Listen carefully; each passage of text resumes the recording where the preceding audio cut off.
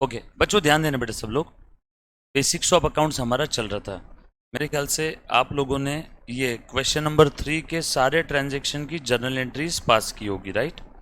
और इसके अलावा मैंने आप लोगों को लास्ट लेक्चर में कुछ जानकारी दी थी, ये याद आ रहा है सभी को? यस। बेसिकली बिजनेस क्या होता है, बिजनेस में फिनेंशियल ट्रांजैक्शंस होते हैं। उन्हीं ट्रांजैक्शंस को हम लोग प्यार से क्या करते हैं, record with the help of rules of debit and credit. और ट्रांजैक्शंस को रिकॉर्ड करने के बाद हम लोग क्या करते हैं, उनको पोस्ट करते हैं। पोस्टिंग पोस्टिंग कहाँ करेंगे? लेजर बुक में। खाता वही, ledger book, account book, yes और नो। पोस्टिंग के बाद balancing, then trial balance, and then last में बनेगा फाइनल अकाउंट। एक बार आ जाओ, फिर से कुछ चीज़ें हम लोग देखेंगे अच्छे से। सब लोग अच्छे से ध्यान देना बेटा, सभी को समझ में आएगी, प्लीज़ ध्यान दो। जैसे अगर मैं अकाउंटिंग की बात करूं तो आप सभी लोग जानते हो कि हम लोग जब भी कोई ट्रांजैक्शन होता है तो उस ट्रांजैक्शन में क्या होता है, लेन देन, बरोबर है। कोई भी ट्रांजैक्शन की अगर मैं बात करूं, फिनेंशियल ट्रांजैक्शंस की, तो उसमें लेन देन किस फॉर्म में रहेगा, इन मनी और मनी इज वर्थ। मान लो ये आप हो, आपने किसी पार्टी से कोई मशीन परचेज किया। आपने क्या लिया बेटा, मशीन। ध्यान से सुन। और बदले में उसको क्या दिए, पैसे। ये आपने मशीन परचेस किया, कंप्यूटर, और बदले में आपने पैसे दे दिए। ये कौन है, सेलर। यस और नो। ये एक फिनेंशियल ट्रांजैक्शन का एक तुच्छ एग्जाम्पल है। आप लोगों को इस ट्रांजैक्शन को बुक्स ऑफ अकाउंट्स में रिकॉर्ड करना है with the help of rules of debit and credit. बहुत सिंपल ट्रांजैक्शन है। देखो तो ज़रा, ये मशीन आपने परचेस कर लिया, आपके बुक्स ऑफ अकाउंट्स में मैं इसको रिकॉर्ड कर रहा हूँ in the books of account of buyer. जो परचेसर है, जो बायर है, आपने परचेस किया ना, तो आप लोग क्या करोगे, सबसे पहले तो देखोगे इस ट्रांजैक्शन की वजह से कौन कौन से अकाउंट के ऊपर इम्पैक्ट आ रहा है। जैसे आपने मशीन परचेस किया तो एक तो मशीन अकाउंट बनेगा। सर ये कैसे समझ में आता है, ट्रांजैक्शन पढ़ने के बाद कौन कौन से अकाउंट बन सकते हैं? अरे हमने काफ़ी सारे अकाउंट्स के टाइप देखे ना, assets, drawing, debtors, expense, losses, liabilities, capital, creditors, income, gain. इन्हीं में से कोई ना कोई अकाउंट्स बनने वाला है। इसके बाहर कोई अकाउंट बन सकता है क्या? ब्रह्मांड में जितने भी अकाउंट्स बन सकते हैं, सारे के सारे अकाउंट्स इन्हीं 10 कैटेगरीज में आ गए। और 10 के 10 याद भी नहीं रखना है, बस 5 ऊपर की। कौन कौन सी 5 बेटा? ये देखो, assets, assets, drawing, drawings, debtors, बोलो, एक्सपेंसेस एंड लॉसेस। एसेट के अपोजिट क्या है, लाइबिलिटीज। ड्राइंग के अपोजिट कैपिटल। डेटर्स के अपोजिट, हाँ, क्रेडिटर्स। हाँ, एक्सपेंस के अपोजिट इनकम। लॉसेस के अपोजिट गेन्स। ऊपर के 5 भी याद रहेंगे तो नीचे के 5 आ जाएंगे क्या? इन्हीं में से कोई ना कोई अकाउंट पे इम्पैक्ट होता है, चाहे कोई भी ट्रांजैक्शन हो। एसेट का मतलब आसान भाषा में property of description of the business, yes और no. Like cash, car, computer, furniture, machine, plant, land, building. कुछ असेट्स इंटेंजिबल होती है जिसको देख नहीं सकते लेकिन वो होती है, like copyright, patent right, trademark. Hello hello hello hello. Copyright, patent right, trademark, goodwill, name fame, reputation of the business. और आप इन असेट्स को सेल भी कर सकते हो। जैसे आपको पता ही होगा, आप किसी कंपनी का, जैसे अगर एग्जांपल देखो तो कंपनी अपनी गुडविल सेल करती है। गुडविल सेल करने का कोई एग्जांपल, कोई एक ऐसा एग्जांपल बताओ। आइडिया ने अपना गुडविल वीआई को सेल कर दिया। वोडाफोन ने अपना गुडविल वीआई को सेल कर दिया, क्या बन गया, वोडाफोन आइडिया। यस और नो? और बताओ बेटा, हाँ बोलो। गुडविल मतलब नेम एंड फेम और reputation of the business. Fame और रेप्यूटेशन ऑफ द बिजनेस, वो उस बिजनेस का क्या है, गुडविल, नाम, ब्रांड वैल्यू। गुडविल से होता क्या है? गुडविल से बिजनेस को एक्स्ट्रा सेल मिलता है। फॉर एग्जाम्पल, आप किसी हिमालय की चोटी पे चले गए, वहाँ पे आप लोगों को भूख लगी, आपको बिस्किट परचेस करके खाना है। ऊपर 2 टाइप के बिस्किट मिल रहे हैं, एक पार्ले जी और एक डायमंड बिस्किट। दोनों का क्वांटिटी सेम है, क्वालिटी सेम है, प्राइस सेम है, सब कुछ सेम है। कौन सा बिस्किट आप खरीदोगे? पार्ले जी। देखो कैसे आपके मुंह से बरोबर पार्ले जी निकला। भले ही दूसरे भी बिस्किट का क्वांटिटी, क्वालिटी, प्राइस सब सेम था, बट फिर भी आपने क्या खरीदा? पार्ले जी। बस वही तो खास बात है, आपके दिमाग में पार्ले जी का ब्रांड नेम, ब्रांड वैल्यू है ना, छपा हुआ है। तो goodwill exist in the mind of the customers, brand value exist in the mind of customer. Apple क्या अलग देता है रे? एप्पल के फ़ोन में क्या अलग है? जो सिक्योरिटी की वो बात करते वो तो सैमसंग में भी है, बट फिर भी एप्पल बोलते ही लोगों के दिमाग में क्या आता है? ये बहुत बड़ा आदमी एप्पल का फ़ोन लेके घूम रहा है। यस और no? Just a goodwill, it's just a goodwill. Yes और नो? कुछ बात समझ में? सो गुडविल ये नेम, फेम और रेप्यूटेशन ऑफ द बिजनेस है, जिसकी वजह से जिस बिजनेस का गुडविल है उस बिजनेस को ज़्यादा सेल मिलता है एज कम्पेयर टू वो बिजनेस जिस बिजनेस का गुडविल नहीं है। यही देख लो एग्जाम्पल में, आपने क्या खरीद लिया? पार्ले जी। डायमंड का सेल कम हो गया क्या? पार्ले जी बिस्किट बढ़ गया, डायमंड बिस्किट का सेल कम। क्यों हुआ ये? Because of goodwill of the Parle G. आपको अगर कोई बिस्किट मैन्युफैक्चर करना है और उस बिस्किट के ऊपर पार्ले जी का नाम लगा के बेचना है, तो आपको पार्ले जी कंपनी को 1000-1500 करोड़ रुपए देने होंगे सिर्फ नाम लगाने के। उसमें एक बिस्किट का पैकेट भी नहीं आने वाला है आपको, सिर्फ वो नाम के पैसे लेगा आपसे। ये है नाम की पावर। और ये सेल भी होती है क्या? यस। कल चल के कोई इंसान यहाँ पे, कोई chartered accountant, company secretary, cost management accountant, जो कोई भी आपकी प्रैक्टिस रहेगी, फॉर एग्जांपल आप चार्टर्ड अकाउंटेंट बन गए, आपकी सीए की 10 साल की प्रैक्टिस है, 10 साल बाद आपने सोचा कि भैया अब मुझे बिल्डर बनना है, अब सीए की प्रैक्टिस नहीं करना है, आप आपकी प्रैक्टिस सेल भी कर सकते हो। मतलब आप गुडविल ही सेल कर रहे हो ना? यस और नो? क्लियर है? कुछ बात समझ में आ रही सभी को? तो गुडविल आसान भाषा में नेम, फेम और reputation of the business. Goodwill की वजह से क्या होता है? एक्स्ट्रा प्रॉफिट जनरेट होता है। कैसे? एक्स्ट्रा अर्निंग कैपेसिटी है गुडविल। कैसे? गुडविल वाले बिजनेस का सेल ज़्यादा होता है एज कम्पेयर टू वो बिजनेस जिसका गुडविल नहीं होता है। यस और नो? क्लियर है? सो आप लोगों ने क्या किया? मान लो यहाँ पे मशीन परचेस किया और बदले में आपने कैश दे दिया। कौन कौन सा अकाउंट बनेगा? इन्हीं में से कोई एक अकाउंट बनने वाला है। यस और नो? एसेट का मतलब क्या है बेटा, फटाफट से बताओ तो। Assets, property of every description of the business. Drawing, owner जब कभी भी बिजनेस से पर्सनल पर्पस के लिए कुछ विड्रॉ करता है, सबने मेरे साथ साथ सुनना है, ये सारी चीजें ध्यान रखना है बेटा। ओनर जब भी पर्सनल पर्पस के लिए बिजनेस से कुछ विड्रॉ कर रहा है इन मनी और मनी इज वर्थ, तो उस विड्रॉल को हम लोग प्यार से क्या बोलने वाले? Drawings. So drawings is nothing but withdrawal of the investment by the owner from the business for his or her household or domestic or personal purpose। मान लो मेरा किराना शॉप है, मैं शॉप के लिए निकल ही रहा था, बीवी बोली अजी सुनते हो घर का आटा खत्म हो गया है, आटा लेके आना घर के लिए। तो अब मैं किराना शॉप पे जाऊंगा, मेरे एम्प्लॉय को बोलूंगा भाई घर के लिए 10 किलो आटा पैक करके रख। तो मेरा वो जो एम्प्लॉय वो बोलेगा अच्छा सर ये आप 10 किलो आटा आप खुद के घर के लिए लेके जा रहे हो? मैंने बोला हाँ। तो सर ये ड्राइंग है आपका। हाँ, अगर वो आटा मैंने बेच दिया होता तो वो सेल होता। वो आटा मैं घर के लिए लेके जा रहा हूँ पर्सनल पर्पस के लिए, तो वो मेरे लिए क्या हो गया? ड्राइंग्स। यस और नो? ओनर जब भी पैसा या पैसे की कीमत में बिजनेस से पर्सनल पर्पस के लिए विड्रॉ करता है, पैसे की कीमत में, जैसे मैंने अभी एग्जांपल लिया आटे का, या फिर मैंने मेरे बच्चे की स्कूल फीस के लिए बिजनेस के कैश बॉक्स से पैसे लिए, तो वो भी क्या हो गया? ड्राइंग। हाँ, बिजनेस से जब भी आप मनी और मनीज वर्थ में कुछ विड्रॉ करते हो, तो उस विड्रॉल को हम लोग प्यार से क्या बोलते हैं? ड्राइंग्स। यस और नो?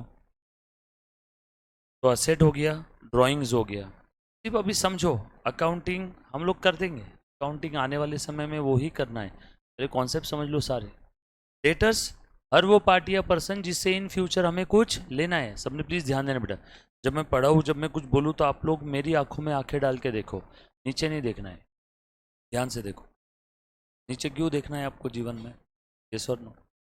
हमेशा एकदम सामने नज़र होनी चाहिए, दिखते समय सिर्फ नीचे, या माँ बाप के पैर पड़ते समय नज़र नीचे, बाकी आप सामने ध्यान दो अच्छे से। तो ध्यान से देखना बेटा, डेटर यानी हर वो पार्टी या पर्सन जिससे मुझे इन फ्यूचर मनी और मनीज वर्थ में कुछ लेना है। मैंने कटप्पा को उधारी में माल बेचा 10,000 का, कटप्पा इज माई डेटर, उससे 10,000 लेने हैं। हे कटप्पे, कब देगा पैसे? सर 2 महीने बाद। ठीक है, 2 महीने तक तू मेरा क्या है अब? डेटर। हर वो पार्टी या पर्सन जिससे इन फ्यूचर कुछ लेना है, डेटर। एक्सपेंसेस, ये बिजनेस के ऑपरेटिंग पेमेंट्स है। Expenses are the operating payments of the business, जिसकी वजह से बिजनेस स्मूथली ऑपरेट होता है। इलेक्ट्रिसिटी बिल, अगर इलेक्ट्रिसिटी नहीं रहती तो भी हम लोग पढ़ ही सकते थे, यहाँ पे बोर्ड पे पढ़ा था, बट इलेक्ट्रिसिटी के कारण हमारा बिजनेस स्मूथली ऑपरेट होता है।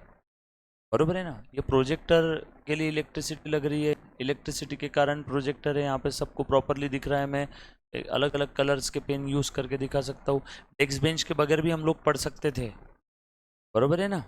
काफ़ी सारी चीज़ों के बगैर भी, एम्प्लॉय नहीं होता है बिजनेस में तब भी मैं काम कर सकता था, खुद करता था। बट हम लोग क्या करते हैं, एम्प्लॉय रखते हैं, उसको सैलरी देते हैं, इलेक्ट्रिसिटी बिल दे रहे, रेंट दे रहा हूँ, किसी से पैसा उधार लिया बदले में ब्याज दे रहा हूँ, ये सब क्या है? मेरे खर्चे। सर ये आपने फर्नीचर परचेस किया, ये खर्चा नहीं है क्या? नो, ये मेरी एसेट है, संपत्ति। तो क्या फ़र्क है एसेट और एक्सपेंस में? एसेट का बेनिफिट लंबे समय तक मिलता है, खर्चे का बेनिफिट तुरंत मिल जाता है। एग्जाम्पल, जैसे जनवरी मंथ की सैलरी मैंने दे दी तो वो एम्प्लॉय सिर्फ जनवरी मंथ में काम करेगा, फरवरी मार्च में काम नहीं करेगा। लेकिन एक बार मैंने जनवरी मंथ में फर्नीचर परचेस कर लिया तो जैन फेब मार्च अप्रैल मई जून जुलाई, अगले साल का भी Jan Feb March, benefit future में भी मिल रहा है। एसेट, बेनिफिट इमीडिएट मिल रहा है। एक्सपेंस, बेनिफिट कभी नहीं मिल रहा है, लॉस। आउटफ्लो हो गया, बेनिफिट फ्यूचर में भी मिल रहा है, एसेट। आउटफ्लो हो गया, बेनिफिट इमीडिएट मिल रहा है, एक्सपेंस। पैसे का आउटफ्लो हो गया, बेनिफिट मिल ही नहीं रहा है, बट पैसा चला गया और बेनिफिट नहीं मिल रहा है, loss. Loss due to fire, loss due to earthquake, loss due to theft. समझ में आए सभी को? ये सारी टर्म समझ में आई? किसी बच्चे को इसमें कोई डाउट है तो प्लीज़ एक बार पूछो। और हाँ, एक चीज़ मुझे आप लोगों का बहुत अच्छा लगा, पसंद आया, आप लोगों ने डाउट पूछना शुरू किया। मुझे फीडबैक मिलते रहते हैं अलग अलग जगह से, आप लोग अभी अभी डाउट पूछ रहे हो ना अच्छे से। जितने ज़्यादा आप अभी डाउट आपके क्लियर करके लोगे, उतने जल्दी आप लोगों को चीज़ें समझ में आएगी, आप लोगों के लगने वाले अटेम्प्ट कम हो जाएंगे, फर्स्ट अटेम्प्ट में ही क्लियर हो जाओगे। जहाँ डाउट आया तब के तब बिंदास्त बेझिझक बेशर्म होके पूछने का, पेंडिंग नहीं रखना। समझ में आए सभी को? देखो, क्लास में दो ही चीज़ हो सकती है, या तो मैं आपके साथ मजाक मस्ती करके आपका वो 1 घंटा ख़त्म कर दूँ, या तो मैं आप लोगों के डाउट सॉल्व कर लूँ। यस और नो, दोनों केस में 1 घंटा ख़त्म होने वाला, ये तय है। अब वो आप डिसाइड करो कि आपको मेरा 1 घंटा कैसे यूज़ करना है, मुझसे पढ़ के, मेरे साथ मजाक मस्ती कर। यस और नो? तो वो एक चीज़ इंपॉर्टेंट है, वो ध्यान देना पड़े सब लोग। मजाक मस्ती के लिए तो यूट्यूब पे कपिल शर्मा का शो ओपन करके देख लो, उसके ऊपर आपको बहुत एंटरटेनमेंट मिले। उसके लिए क्लास में आप पैसे दे के क्यों बैठ रहे हो? यस और नो? तो वो एक चीज़ करो, आप सही डायरेक्शन में जा रहे हो सब लोग, बस ये ही आने वाले कुछ महीनों तक करना है जो आप अभी कर रहे हो। आपको अच्छे नंबर से पास होने से ऊपर वाला भी रोक नहीं पाए, बस ये ईमानदारी से करना। होता क्या है, मैं हर बार बच्चों के मन में ये एक अग्नि पैदा करता हूँ कि बेटा डाउट पूछ। हर बैच में मैं बोलता हूँ, अभी से नहीं, 12 साल से सेम बोल रहा हूँ, कि हर बैच में यही मैं बोलता हूँ पहले कि डाउट पूछ, डाउट पूछ। मैं 15-20 दिन तक के बोलता हूँ, महीने भर तक। उसके अंदर में जो बच्चों के अंदर में डाउट पूछने की आग कीड़ा पैदा हो गया, वो बच्चे आगे निकल जाते हैं। मैं लंबे समय तक थोड़ी बोल पाऊंगा, बट हर बैच में स्टार्टिंग में बोलता हूँ। जो बच्चे सुन लेते हैं, आप रिजल्ट देख लेना, फर्स्ट अटेम्प्ट में। समझ में आए? अब जो बच्चे डाउट पूछते ही नहीं है, डाउट आने के बाद काफ़ी बच्चे बस बैठे रहते और ये सोचता है पहला, यार बाकी लोग क्या सोचेंगे। दूसरा, उसके मन में ये सवाल आता है, यार मैंने डाउट पूछा तो सर क्या सोचेंगे, सर ने डांट दिया तो। क्यों? सर कोई शैतान है क्या? सर क्यों डांटेंगे, क्यों गाली मारेंगे? आपने दिया है ना। हाँ, लेकिन अगर आप अपसेंट हो उस कॉन्सेप्ट में जो मैंने पढ़ाया था, और उससे रिलेटेड आगे कोई फ्यूचर में चीज़ आती है, फिर डेफिनेटली आपको डाउट आएगा।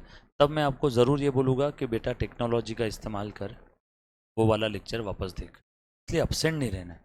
हाँ, बच्चा अगर प्रेजेंट है, 100% प्रेजेंट है सारे क्लासेस में, उसके बाद भी अगर उसको कोई चीज़ में डाउट आ रहा है तो ये उसका जन्म सिद्ध अधिकार है, वो क्लास में ही सारी चीज़ें क्लियर करके दे सकता है। तो जो बच्चे करते हैं ईमानदारी से पास हो जाते हैं पहली ही बारी में अच्छे नंबर से। इसमें कोई भी रॉकेट साइंस नहीं है। अब्दुल कलाम साहब की तरह कोई रॉकेट बनाना है क्या आपको? नो। बस अभी खाना है और पेपर में उल्टी करना है, अभी खाना है पेपर में उल्टी करना है, खत्म। और तो कुछ है नहीं। और जो आप खाओगे वही पेपर में लिख के आओगे। अब आपने अगर यहाँ पे मजाक मस्ती किया तो पेपर में भी आपके साथ मजाक मस्ती हो जाएगा और वो रिजल्ट में आपको दिख जाएगा। समझ में आएगा सभी को? बराबर। मेरे मैंने एक दो स्टूडेंट्स के मैं अपने बताए थे। Rekha Sutar, one of my cream student, all India rank 1। Brahma Kumar Lokhare, 99% in accounts CA की एग्ज़ाम में। रेखा सुतार फाउंडेशन में मेरे पास थी, फाउंडेशन में नवी पेठ में XYZ क्लास के अंदर में। इंटर में मेरे पास में नहीं थी क्योंकि उस समय उस क्लास में इंटर नहीं था, फाउंडेशन तक ही था वहाँ पे। इंटर में फिर वो यहाँ पे आई प्रेस्टीज पे, फाउंडेशन में उधर नवी पेठ पे थी। वो बच्चे की सीन से, उस बच्चे के पास फ़ोन ही नहीं था, फ़ोन ही नहीं था। उस समय तो सभी के पास फ़ोन था ही, बहुत पुरानी बात नहीं है, सभी के पास फ़ोन था।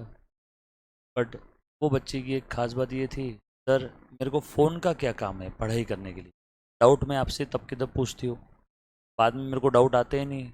जो है सामने तब के तब पूछ लेना या अगले दिन क्लास में पूछ लेना। सोशल मीडिया फेसबुक अकाउंट उसका सीए बनने के बाद ओपन किया उसने, यस और नो? तो बस सिंसियरिटी और कंसिस्टेंसी, जो बोला वो एज इट इज़ फॉलो करने का।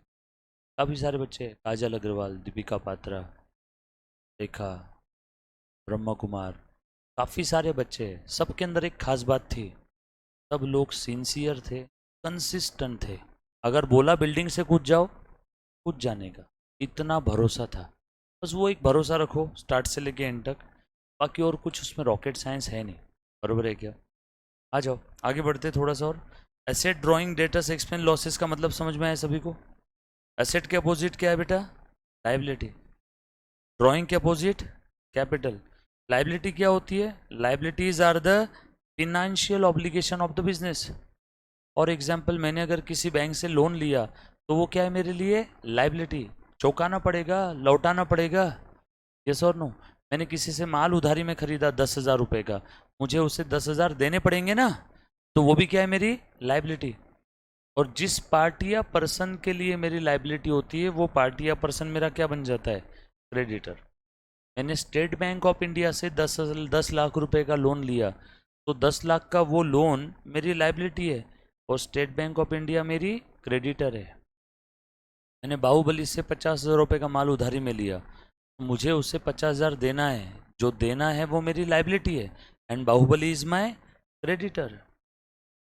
इनकम बेस्ट एग्जाम्पल है, सेल। रेंट मिल रहा है, इनकम। ब्याज मिल रहा है, इनकम। कमीशन मिल रहा है, इनकम। रॉयल्टी मिल रही है, इनकम।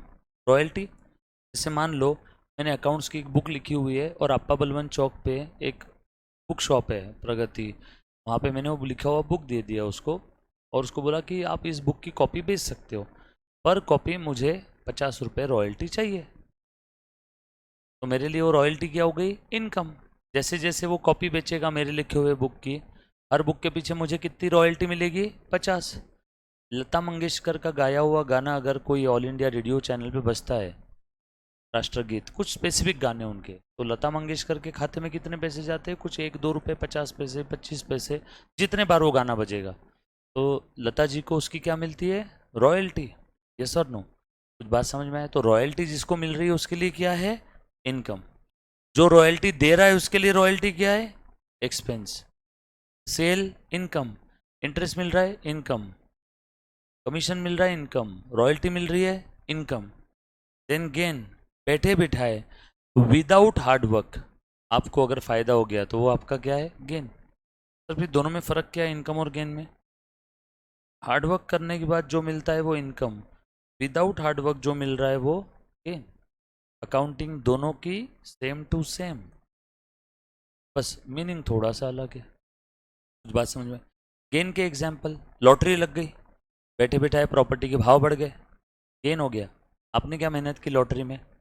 यस और नो? कुछ बात समझ में आए सभी को? क्लियर है? ये 10 के 10 टर्म्स का मतलब समझ में आया क्या, ये बता दो। बरोबर। इसके पहले हमने हर एक टर्म पे कम से कम 10-10 मिनट दिए इसके पहले के लेक्चर्स में, बरोबर है। जो बच्चों के पास में पहले के लेक्चर नहीं थे, एक बार आज लेक्चर होने के बाद मुझे प्लीज़ मिल लेना, बात कर लेना, आपको लेक्चर अरेंज करके देता हूँ। जो बच्चों का बेसिक्स ऑफ अकाउंट छूटा है, don't worry, face to face फिर से एक बार जो बच्चों का छूट गया वो मैं वापस लूँगा। साथों साथ आपको बैकअप भी मिलेगा, बैकअप भी मिलेगा, और मैं स्वयं खुद वो सारी चीज़ें वापस आपको पढ़ाऊँगा। जैसे कि हमारी बात हुई थी, पहला 1 महीना हम लोग थोड़ा स्लो ही जाएंगे, क्योंकि अभी ट्रेन शुरू हुई है या फिर बस शुरू हुई है स्वारगेट से, मुंबई जा रही है। कहाँ तक स्टॉप रहेंगे? बहुत सारे नहीं, शिवाजी नगर तक नहीं, हाईवे तक। एक बार हाईवे लग गया तो हाईवे के बाद बस रुकती है क्या उसके बाद? नो। बट हाईवे तक हर चौराहे पे कोई ना कोई पैसेंजर बैठेगा, तो उस पैसेंजर को ध्यान रखना है, उसकी जो भी जिम्मेदारी है वो किसकी है? मेरी है। तो जो बच्चों का बेसिक छूटा है वो मैं वापस करवाऊंगा। बट एक बार अपनी बस हाईवे पे लगने के बाद डायरेक्टली कहाँ रुकेगी? मुंबई। ये सर, आ जाओ आगे बढ़ते। उसके बाद लाइबिलिटीज हो गया, फिनेंशियल ऑब्लिगेशन। कैपिटल क्या होता है बेटा? Investment by the owner in the business. Owner का धंधे में मनी और मनीज वर्थ में जो भी इन्वेस्टमेंट है, उस इन्वेस्टमेंट को हम लोग क्या बोलते हैं? कैपिटल। क्रेडिटर्स, पार्टी और person to whom amount is payable. Income, operating receipt of the business, like sale में हो रहा है, इंटरेस्ट मिल रहा है, कमीशन मिल रहा है, रेंट मिल रहा है, रॉयल्टी मिल रहा है। गेन विदाउट हार्डवर्क जो भी आपको फायदा हो गया, लाइक लॉटरी विनिंग्स है ना, प्रॉपर्टी रेट इंक्रीज हो गया। आपने कांदा खरीदा था गर्मी के सीजन के पहले 2 रुपये पर केजी, आज वो कांदे का रेट है 80 रुपीज़ पर केजी, 78 रुपीज़ पर केजी। गेन हो गया वो गेन, बट अभी तक आपको रियलाइज़ नहीं हुआ। कब रियलाइज़ होगा? जब आप बेचोगे तब। बट तब तक वो गेन कौन सा है? अनरियलाइज्ड गेन, बरोबर है ना? अभी तक रियलाइज नहीं हुआ। जिस दिन वो गेन कहाँ फंसा हुआ है? कांदे में। जिस दिन वो कांदा बिक जाएगा तब आपको गेन रियलाइज हो जाएगा। गेन इनकम की अकाउंटिंग ट्रीटमेंट सेम है। तो ध्यान से सुनना, ये मशीन अकाउंट बनाया, मशीन कहाँ पे क्लासीफाई होगा? असेट में। अब ध्यान से सुनना, दुनिया में इसके अलावा और कोई अकाउंट्स नहीं बनते। Asset, drawing, debtors, expense, losses, और ये कैटेगरी में जितने भी अकाउंट्स आते हैं, फिर से बोलो, ये asset, drawing, debtors, expense, losses, ये कैटेगरी में जितने भी अकाउंट्स आते हैं, इन सब का हमेशा हमेशा और हमेशा के लिए डेबिट बैलेंस रहेगा। सर मतलब? अरे बाबा, जब कभी भी ये अकाउंट्स की बात आती थी, तो ये जो डबल एंट्री सिस्टम है, ये अकाउंटिंग सिस्टम जो हम लोग सीख रहे हैं अभी, ये अकाउंटिंग सिस्टम जिन्होंने बनाया था, ल्यूका डी बार्गो पैसियोली साहब, तो जब भी वो इस टाइप के अकाउंट्स बढ़ते थे तो वो कहाँ लिखते थे? लेफ्ट साइड में। Debere, Latin term which means to left. इसीलिए हमने क्या बोल दिया, इन सब का बैलेंस कौन सा है? Debit balance. जब भी ये बढ़ेंगे तो हम लोग कहाँ लिखेंगे? लेफ्ट में, left side, debit side. Opposite, जब भी ये कम होंगे तो कहाँ लिखेंगे? राइट में। Liabilities, capital, creditors, income, gain, जब भी ये टाइप के अकाउंट बढ़ेंगे तो कहाँ लिखेंगे? राइट में, क्योंकि इनका क्रेडिट बैलेंस है। जब भी ये कम होंगे तो कहाँ लिखेंगे? लेफ्ट में। आसान भाषा में वापस बताता हूँ, asset, drawing, debtors, expense, losses का डेबिट बैलेंस है। Asset, drawing, debtors, expense, losses, ये टाइप के अकाउंट का डेबिट बैलेंस है। इसीलिए ये टाइप के अकाउंट जब भी बढ़ेंगे तो क्या करो? डेबिट करो। फिर से डेबिट बैलेंस वाले अकाउंट बढ़ते हैं तो डेबिट करो। One more time, if debit balance further increase will be debited. Last time, debit balance वाले अकाउंट बढ़ते हैं तो डेबिट करो, अपोजिट कम होते हैं तो क्रेडिट करो। ये बढ़ना या कम होना कहाँ से समझ में आएगा? ट्रांजैक्शन से। फॉर एग्जाम्पल, ये देखो, मैंने मशीन खरीद लिया, बरोबर है ना? मशीन खरीद लिया और बदले में पैसे दे दिए, कैश। मशीन ये कौन से कैटेगरी का अकाउंट है? एसेट। असेट का कौन सा बैलेंस है? Debit balance. ये रूल है, बढ़ा तो डेबिट, कम हुआ तो क्रेडिट। मशीन असेट, असेट का डेबिट बैलेंस बढ़ता है तो डेबिट करो, कम हुआ तो क्रेडिट। मशीन खरीदा, मशीन खरीदा, तो मशीन एज एन एसेट मेरे बुक्स में बढ़ गई क्या? मेरे पास मशीन आ गई तो मशीन अकाउंट इंक्रीज हो गया, डेबिट कर दिया। कैश, ये भी असेट है, फिर से डेबिट बैलेंस। कैश, ये भी असेट है, फिर से डेबिट बैलेंस। फिर से कैश अगर बढ़ती है तो डेबिट, कम हुआ तो क्रेडिट। बढ़ना कम होना समझेगा ट्रांजैक्शन से। ट्रांजैक्शन में क्या लिखा है? कैश दिया है, कैश दिया तो आपके पास से कैश कम कम कम कम हो गई क्या? तो कैश को क्या कर देंगे? क्रेडिट। चले, सबसे पहला काम क्या करना है? अकाउंट्स आइडेंटिफाई करो। दूसरा काम बैलेंस कौन सा है ये आइडेंटिफाई करो। तीसरा काम बढ़ रहा है कि कम हो रहा है उसके भरोसे डेबिट होगा या क्रेडिट होगा ये डिसाइड कर। ये हमने 50-100 बार किया है, राइट? याद आ रहा है सभी को? थोड़ा सा आगे बढ़े। ये हो गया मेरे बुक में। वही अगर सेलर के बुक में एंट्री में बोलूँ तो, एक आपका दोस्त था, आपके दोस्त के पास पुरानी कार थी, उसने उसकी पुरानी कार बेच दी, तो दोस्त के पास में क्या एंट्री रहेगी? वो कौन कौन से अकाउंट बनाएगा? कैश अकाउंट, और कार नहीं, मशीन थी पुरानी, मशीन अकाउंट। बरोबर है ना? कैश असेट, उसके लिए भी कैश असेट ही है ना, मशीन भी उसके लिए असेट है। रूल पड़ता है डेबिट कम हुआ क्रेडिट, तो डेबिट कम हुआ क्रेडिट, डेबिट बैलेंस है ना, उसके पास कैश आ गई तो वो क्या बोलेगा? Cash account debit. जिसने मशीन बेची उसके पास पैसे आए ना, आप सेलर के बुक में एंट्री कर रहे हो। ऐसा समझो आप सेलर हो, मतलब मैंने मशीन बेच दिया, मेरे पास कैश आ गया, मेरे पास कैश आया तो कैश बढ़ा क्या? बढ़ा तो डेबिट करो। और मशीन चला गया मेरे पास से, मशीन अकाउंट चला गया, मशीन कम हो गई तो क्रेडिट कर। अब हमें कैसे समझेगा किसके बुक में एंट्री करनी है? क्वेश्चन से। क्वेश्चन में लिखेगा, क्वेश्चन में आपको दिखेगा बेटा सारी चीजें। You have to pass the accounting entry in the book of buyer और सेलर। जिसके बुक्स में आप अकाउंटिंग कर रहे हो, you have to think from the point of view of that person. मान लो आप बायर के बुक में एंट्री कर रहे हो तो बायर के पॉइंट ऑफ व्यू से सोचो, सेलर के बुक में एंट्री कर रहे हो तो सेलर के पॉइंट ऑफ व्यू से सोचो। बरोबर? कुछ बात समझ में आई क्या? डन? यहाँ तक किसी बच्चे को कोई डाउट है? Please anybody. जो बच्चों का फर्स्ट सेकेंड डे है, मे भी शायद उनको कुछ डाउट आ सकते हैं, और आना भी चाहिए अगर आपका इसके पहले बेसिक नहीं हुआ होगा तो। बट जो बच्चे रेगुलर अभी बैठे हैं उनको किसी बच्चे को कोई डाउट? चलो आगे थोड़ा सा, पक्का? अभी ध्यान से सुन। अब आप सब लोग जानते हो कि अकाउंटिंग डिसिप्लिन के भी कुछ कॉन्सेप्ट्स है, कुछ कन्वेंशंस है, कुछ प्रिंसिपल्स है। बरोबर है ना? पहले से जो चला आता है ना, उसको हम लोग बोलते हैं कस्टम्स, कन्वेंशन।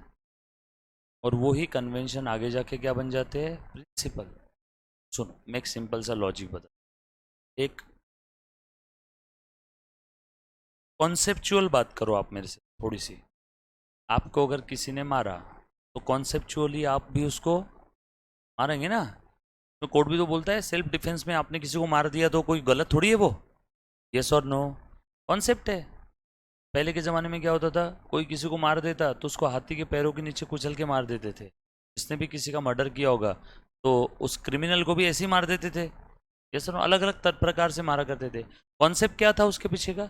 भैया तूने किसी के साथ गलत किया तो तेरे साथ भी गलत होगा, यह है कॉन्सेप्ट। इसी के चलते ये प्रथा शुरू हुई थी। कोई किसी को मार देता है तो उसको लटका के मार दो, हाथी के पैर के नीचे कुचलवा के मार दो। किसी ने किसी को मारा नहीं, किसी ने सामान चोरी किया तो उसके हाथ काट दो। यस और नो? ऐसी पहले सजाएं होती थी ना।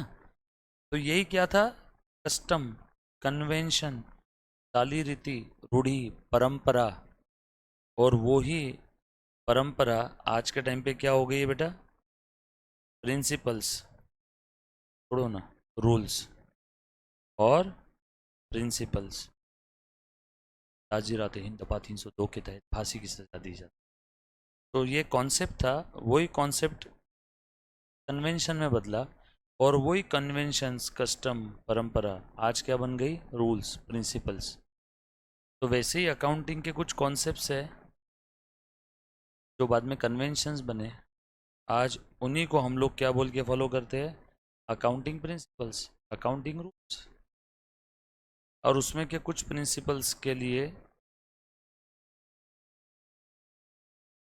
भारत की एकमेव अकाउंटिंग बॉडी, वर्ल्ड की सेकंड लार्जेस्ट अकाउंटिंग बॉडी, जिसका नाम है ICAI, institute of chartered accountant of India, उन्होंने क्या इशू किए, अकाउंटिंग स्टैंडर्ड्स। कॉन्सेप्ट सी क्या बने, कस्टम्स कन्वेंशन, वही क्या बने, प्रिंसिपल्स। और कुछ प्रिंसिपल्स आपकी किताबों में अकाउंटिंग स्टैंडर्ड्स के नाम से आ गए। अकाउंटिंग स्टैंडर्ड्स क्या होते हैं, ये rules, principles related to what, related to accounting. कौन इशू करता है, ICAI, institute of chartered accountant of India, Bharat में। और ये इंस्टीट्यूट वर्ल्ड की सेकेंड लार्जेस्ट अकाउंटिंग बॉडी है। सर फर्स्ट ये, यस और नो, बताऊंगा आगे क्या है तो, बट हमारे काम का क्या है, ICAI। और इन्होंने कुछ अकाउंटिंग से रिलेटेड रूल्स, प्रिंसिपल्स स्टैंडर्ड्स के फॉर्म में इशू कर दिए। और ये स्टैंडर्ड्स क्या कर रहे हैं, ये स्टैंडर्ड गाइड कर रहे हैं अकाउंटेंट को, ये अकाउंटेंट सुन, ये पर्टिकुलर आइटम का ट्रीटमेंट ना ऐसे करना, ये पर्टिकुलर आइटम का ट्रीटमेंट ऐसे करना। सर ये सब क्यों करते हैं, स्टैंडर्ड क्यों इशू करते हैं? अरे बाबा स्टैंडर्ड है इसीलिए तो सारी चीज़ें कंपेरेबल है। जब भी आप कोई दो चीज़ों को कंपेयर करते हो तो वो दोनों चीज़ें must be on equal footing होना चाहिए कि नहीं होना चाहिए। और वो इक्वल फुटिंग पे कब रहेगा, जब हर कोई सेम प्रिंसिपल फॉलो करेगा तब। हर कोई अपने अपने घोड़े दौड़ाएगा तो फिर हम लोग कहीं पहुंच पाएंगे क्या, नो। स्टैंडर्ड्स क्यों आए मैं बताता हूँ। कोई महाजनी पद्धत से अकाउंटिंग करता था, कोई सिंगल एंट्री से अकाउंटिंग करता था, कोई डबल एंट्री सिस्टम से अकाउंटिंग करता था, बरोबर है। हर कोई अपनी अलग अलग अकाउंटिंग तरीके से अकाउंटिंग करता था। स्टैंडर्ड्स आए, सबको बोल दिया डबल एंट्री सिस्टम। फिर उसके बाद धंधे के अंदर में माल रहता है ना गोडाउन में, ये माल भरा हुआ है, अब इस माल का वैल्यूएशन करना है। सर वैल्यूएशन क्यों करना है माल का? अरे जो माल सेल नहीं हुआ, क्या बोलते रहे प्यार से आप लोग उसको, unsold goods, closing stock, closing stock का वैल्यूएशन करना होता है। सर क्यों? अरे बैंक से अगर लोन लिया है तो बैंक आती है ना, बोलती है वैल्यूएशन करके दो तुम्हारे माल का। हमने बैंक से लोन लिया है 10 लाख का वो माल के भरोसे, तो बैंक क्या बोलेगी, इसका वैल्यूएशन करके दो। तो यहाँ पे दुकानदार क्या करता था, इस माल का वैल्यूएशन ज़्यादा से ज़्यादा दिखाता था, लोन लेना था ना उसको, तो वो ऐसा बताता था करोड़ों का माल है। इनकम टैक्स की रेट पड़ी तो ऐसा बताता था जैसे कुछ है नहीं, सड़ा हुआ माल है। लड़की वाले देखने आए, करोड़ों का माल है। इनकम टैक्स भरना आया, कुछ भी नहीं, मैं तो बहुत गरीब हूँ। तो देखो हर कोई अपने अपने हिसाब से अकाउंटिंग की मदर सिस्टर कर देता था। हर कोई अपने मतलब के लिए, अपने फायदे के लिए अकाउंटिंग को तोड़ मरोड़ देता था। ये नहीं होना चाहिए, इसीलिए इन सब सारी चीज़ों पे रोक लगनी चाहिए, इसीलिए स्टैंडर्ड्स आए और हर किसी को वो स्टैंडर्ड्स फॉलो करना है। पहले 1 तोला यानी 12 ग्राम हुआ करता था, बाद में स्टैंडर्ड आया 1 तोला यानी 10 ग्राम, और हर कोई वही फॉलो करेगा। यस और नो, क्लियर? तो स्टैंडर्ड्स की वजह से होता क्या है, हर किसी की अकाउंटिंग यूनिफॉर्म रहेगी। भारत में जो कोई भी अकाउंटिंग कर रहा है वो कैसे रहेगा, यूनिफॉर्म रहेगा। और हर किसी ने एक यूनिफॉर्म बेसिस पे अगर अकाउंटिंग किया, तो यहाँ पे कोई अकाउंटेंट अगर जॉब कर रहा है इस कंपनी में, वो छोड़ के इस कंपनी में भी गया है तो उसको कोई टेंशन है क्या? सबकी अकाउंटिंग यूनिफॉर्म है। इस कंपनी का जॉब छोड़ के इस कंपनी में गया, कोई टेंशन है क्या? नहीं तो सोचो कितना टेंशन रहता था। आप मान लो किसी कंपनी के अकाउंटेंट हो, आपने अगर यहाँ से जॉब छोड़ के बी कंपनी में जॉब चालू किया, अरे बाप रे, सब जीरो से वापस शुरू करो। अब अकाउंटिंग यहाँ की तो अलग ही है, इतनी मुश्किल हो जाती। कंपनी छोड़ने के बाद इंसान को जिस कंपनी में जॉब करना है उस कंपनी का अलग से अकाउंटिंग का क्लास लगाना पड़ता है। ये कंपनी का अकाउंटिंग का तरीका अलग है, इसका अलग है। तो ये सब झंझट किसने ख़त्म कर दी, स्टैंडर्ड्स ने। स्टैंडर्ड्स नहीं होते तो कितनी मुश्किल हो जाती सोचो। तो स्टैंडर्ड्स ने अकाउंटिंग में यूनिफॉर्मिटी लेके आई, तभी तो कंपैरिजन पॉसिबल है। दो चीज़ों में अगर कंपैरिजन करना है तो वो दोनों चीज़ें कैसी होनी चाहिए? At equal footing, at uniform level होना चाहिए। यस और नो? जैसे एक मेरे ख्याल से एग्जाम्पल मैंने बताया था, मेरे भैया की बेटी है, उसका थर्ड स्टैंडर्ड का रिजल्ट आया, 99% मिले, और मुझे बोल रही है कि चाचू आपका सीए फाइनल का रिजल्ट, आपको तो 63% ही मिले थे, मुझे तो 99% मिले। मैंने बोला ये ऐसी कंपैरिजन पॉसिबल नहीं है बेटा, या तो मेरा सेकंड थर्ड स्टैंडर्ड का रिजल्ट निकाल और ये कंपेयर कर, या तो तू जब सीए फाइनल में आएगी, या तो जब तू सीए फाइनल में आएगी तो तेरा सीए फाइनल का और मेरा सीए फाइनल का कंपेयर कर। या तो ये कंपैरिजन पॉसिबल है, या तो मेरा थर्ड का और तेरा थर्ड का ये कंपैरिजन। ऐसे पॉसिबल है क्या? No. So comparison must be on equal footing, और वो इक्वल फुटिंग पे लाने का काम कौन कर रहा है? स्टैंडर्ड्स। सोचो स्टैंडर्ड्स नहीं होते तो आपके जीवन में अंधकार हो जाता, आप क्या करते? कुछ रहता ही नहीं करने के लिए। कुछ बात समझ में आ रही क्या? यस और नो? तो कॉन्सेप्ट से बने कन्वेंशंस, कन्वेंशन से बने प्रिंसिपल्स, प्रिंसिपल्स कुछ कुछ कन्वर्ट हो गए स्टैंडर्ड्स। बट है क्या ये concepts, concepts, conventions? One and same thing. जो कॉन्सेप्ट है वही बाद में कन्वेंशन और प्रिंसिपल बने। सबसे पहला कॉन्सेप्ट लिखो, अब हेडिंग दे दो हर कोई, अकाउंटिंग कॉन्सेप्ट्स। आप लोगों को समझ में आ रहा है हम लोग क्या पढ़ रहे हैं, क्यों पढ़ रहे हैं, कहाँ है? जीपीएस लोकेशन ऑन रखो आपका, वरना खो जाओगे आप। आज तक ब्रह्मांड में या इतिहास में ऐसा कोई पेपर नहीं है जिस पेपर में अकाउंटिंग कॉन्सेप्ट्स के बारे में पूछा नहीं है। 1000% हर एग्जाम में कॉन्सेप्ट्स के ऊपर क्वेश्चन आते। Accounting concepts most important, concepts, conventions, principles, जो कहना है कह लो। सबसे पहला कॉन्सेप्ट आज हम लोग पढ़ेंगे। पहले कॉन्सेप्ट का सिर्फ इंट्रोडक्शन देखेंगे, इतना समय नहीं है कि पहला कॉन्सेप्ट खत्म हो जाए। बहुत प्यारा कॉन्सेप्ट है, लिखो उसका नाम, गोइंग कंसर्न कॉन्सेप्ट। क्या है बेटा गोइंग कंसर्न? कौन बच्चा मुझे बोलेगा? बोलो फटाफट से। वेरी गुड, यस मैडम बोलिए। ओके, हमारा बिजनेस अनंत काल तक चलता चला जाएगा। और कोई? बस इतना ही? बोलो फिर से सेम चीज, हमारा बिजनेस अनंत काल तक चलता चला। दोनों का सेम मतलब है। और कुछ?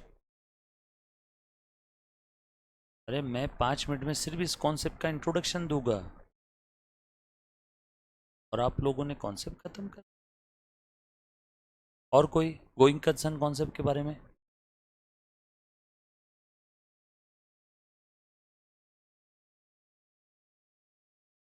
वो कंपनी के लिए है, एक अदर देन कंपनी जो नॉर्मल बिजनेस है मैं उसकी बात कर रहा हूँ। कंपनी के कुछ स्पेसिफिक फीचर है वो कंपनी अकाउंट में देखेंगे। आप जो बोल रहे हो उसको परपेचुअल सक्सेशन कहते हैं। कंपनी के ओनर है नहीं है, तो कंपनी के अस्तित्व पे कोई फर्क नहीं पड़ेगा। धीरू भाई अंबानी ऊपर चले गए फिर भी रिलायंस कंपनी तो चल ही रही है। और कोई? चलो आ जाओ, चलो मैं इस महान कॉन्सेप्ट की शुरुआत कर रहा हूँ आज, खत्म करूंगा अगले लेक्चर में। ध्यान से सुन, गलती आपकी नहीं है, रट्टा मार मार। तो गोइंग कंसर्न के बारे में हर कोई ये तो जानता ही है, that life of the business. Going concern concept says, her concept accountant को कुछ ना कुछ बातें बोलता है। गोइंग कंसर्न कॉन्सेप्ट अकाउंटेंट को क्या बोल रहा है? ये अकाउंटेंट सुन, जब भी तू अकाउंटिंग करेगा तब तूने तेरे बैक ऑफ द माइंड में ये सोच के अकाउंटिंग करना है, that life of the business is infinite. Business near future में क्लोज नहीं होगा, लंबे समय तक चलने वाला है। Your business will not close down in near future. Near future में आपका बिजनेस बंद नहीं होगा, ना ही आपका कोई इंटेंशन है नियर फ्यूचर में बिजनेस बंद करने का. No intention to close the business in near future. ये अकाउंटेंट सुन, तेरा बिजनेस लंबे समय तक चलने वाला है, नियर फ्यूचर में तेरा बिजनेस बंद नहीं होगा, ना ही तेरा इंटेंशन है और ना ही नेसेसिटी है. नो नेसेसिटी, ना ही ऐसी कोई ज़रूरत आन पड़ी है कि तुझे तेरा धंधा बंद करना पड़े. No necessity to close the business in near future. अगर ये सारी चीज, अगर तू यही सारी चीजें सोच के अकाउंटिंग कर रहा है, that means you are following the going concern concept. तो आसान भाषा में गोइंग कंसर्न कॉन्सेप्ट का कहना है, ए बिजनेस सुन, तेरी लाइफ इनफाइनाइट है. सर हमने भी तो यही बोला था, अलग क्या बोला. अब तुम मुझे एक बात बताओ, बचपन से कॉन्सेप्ट पढ़ा है इन सभी ने. बिजनेस की लाइफ इनफाइनाइट है मतलब बिजनेस कब खत्म होगा पता नहीं. कोई भी काम का रिजल्ट कब आता है रे, बोलो. हाँ आप बोल मुन्ना, बोलो सलमान भाई, आप बोलो. ये अपने बॉडी बिल्डर, बोल बेटा. कोई भी काम का रिजल्ट कब आता है, काम खत्म होने के पहले, काम के बीच में, या काम खत्म होने के बाद. काम खत्म होने के बाद रिजल्ट आता है ना. तो बताओ बिजनेस का रिजल्ट कब आएगा. बिजनेस बोलो बोलो, हाँ सही आ रहा था आपके मुंह पे. बिजनेस खत्म होने के बाद. तो बिजनेस का रिजल्ट क्या है, प्रॉफिट लॉस. तो क्या प्रॉफिट लॉस कब पता चलेगा आपको आपके बिजनेस का. बिजनेस, अरे ईयर एंड में बिजनेस खत्म हो रहा है. अभी आपने थोड़ी देर पहले बोला ना सबने, कोई भी काम का रिजल्ट कब आता है, काम खत्म होने के बाद. तो बिजनेस कब रिजल्ट कब आएगा, बिजनेस खत्म होने के बाद. बिजनेस कब खत्म हो रहा है, इनफाइनाइट लाइफ के बाद. तो क्या धीरू भाई अंबानी रिलायंस का प्रॉफिट जाने बगैर ही ऊपर चले गए. इतना बड़े संकट में फंस गए हम लोग, तुमको दिख रहा है. बिजनेस का रिजल्ट कब आएगा, इनफाइनाइट लाइफ के बाद. तो इस संकट से हमें मुक्ति दिलाई एक कॉन्सेप्ट ने. उस कॉन्सेप्ट का नाम है पीरियोडिसिटी कॉन्सेप्ट. उसने बिजनेस के इस अनंत काल को छोटे छोटे छोटे छोटे छोटे छोटे पीरियड में तोड़ दिया. और उस छोटे छोटे पीरियड को आप लोग प्यार से बोलते हो अकाउंटिंग ईयर. कुछ बात समझ में आ रही, बट एक चीज तो आपको मालूम होगी. अब ध्यान से सुनना, हाँ ध्यान से देखो. अब मान लो कोई बिजनेस में गोइंग कंसर्न कॉन्सेप्ट फॉलो नहीं हो रहा है, तो बताओ उस बिजनेस का फ्यूचर है क्या. No going concern no future. उस बिजनेस में कोई फ्यूचर ही नहीं है. गोइंग कंसर्न है मतलब बिजनेस का फ्यूचर है. गोइंग कंसर्न नहीं है मतलब बिजनेस का फ्यूचर भी नहीं है. और बिजनेस अगर आपका फ्यूचर में है ही नहीं, तो ये जो फर्नीचर है जिसको आप लोग लॉन्ग टर्म असेट बोलते हो, इसका बेनिफिट किसको मिलेगा, बाबा जी को. बिजनेस में जो असेट है लॉन्ग टर्म असेट, उन लॉन्ग टर्म असेट का मतलब क्या है, लॉन्ग टर्म असेट का मतलब है कि उसका बेनिफिट हमें लंबे समय तक मिलने वाला है. बट वो लंबा समय है किधर, गोइंग कंसर्न ही नहीं तो लंबा समय नहीं, लंबा समय नहीं लंबे समय तक बेनिफिट नहीं, लंबे समय तक बेनिफिट नहीं तो एसेट भी नहीं. और असेट नहीं तो सब कुछ क्या है फिर, एक्सपेंस. सो असेट और एक्सपेंस के बीच में चीन की दीवार बन के कौन खड़ा है, गोइंग कंसर्न कॉन्सेप्ट. असेट और एक्सपेंस को बाइफरकेट करने वाला यही है. सोचो, गोइंग कंसर्न नहीं है मतलब बिजनेस का फ्यूचर नहीं है, बिजनेस का फ्यूचर नहीं है मतलब फ्यूचर में किसी भी असेट का बेनिफिट नहीं, फ्यूचर में बेनिफिट नहीं मतलब सब कुछ शॉर्ट टर्म.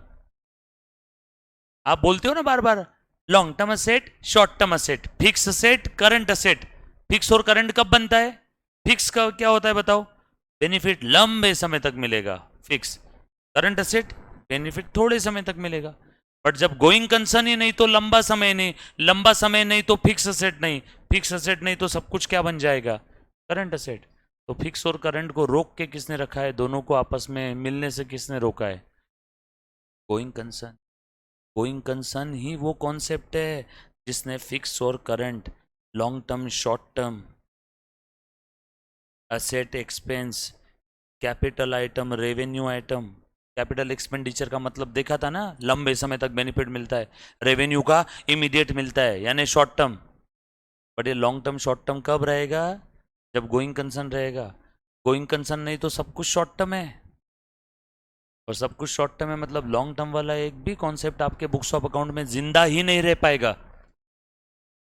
तो long term short term asset expense capital revenue fix current, इन सबको जुदा किसने किया, गोइंग कंसर्न ने। Is the one who bifurcate fix current capital revenue asset expense. सोचो ना, फिक्स असेट मतलब क्या, बेनिफिट लंबे समय तक, करंट असेट बेनिफिट छोटे समय तक। सो गोइंग कंसर्न है तो बिजनेस का फ्यूचर है, बिजनेस का फ्यूचर है तो फ्यूचर में लंबे समय तक बेनिफिट है। गोइंग कंसर्न ही नहीं तो बिजनेस का फ्यूचर भी नहीं, फ्यूचर नहीं तो किसी असेट का बेनिफिट नहीं, असेट का बेनिफिट नहीं तो वो असेट एक्सपेंस या करंट असेट होके मर जाएगी, वो कभी फिक्स असेट बन ही नहीं पाएगी। क्योंकि किसी भी असेट को अगर फिक्स असेट बनना है तो there must be going concern. कुछ बात समझ में, अगर आपको ये बात समझ में आई होगी तो आप भारत के उन लाखों विद्यार्थियों में से कुछ 100 विद्यार्थी में कन्वर्ट हो गए, कोई पढ़ता ही नहीं। और इंस्टीट्यूट गोइंग कंसर्न के ऊपर काफ़ी बार क्वेश्चन पूछती है, ना ही बच्चे जनरली और ना ही कोई बहुत सारी किताबों में दिया रहता है। बट ये देखना ज़रूरी है, हर एग्ज़ाम में अकाउंटिंग कॉन्सेप्ट है टोटल 17 से 18, उसमें का एक छोटू सा कॉन्सेप्ट है गोइंग कंसर्न। और बगैर अकाउंटिंग कॉन्सेप्ट्स के आप अकाउंटिंग नहीं कर पाओगे, बरोबर। ये था हमारा सबसे पहला कॉन्सेप्ट, गोइंग कंसर्न। और इसके बारे में हम लोग थोड़ी बहुत जानकारी लेंगे नेक्स्ट लेक्चर में। तब तक के लिए अलविदा, take care, bye, thank you so much guys, love you all, take care, bye.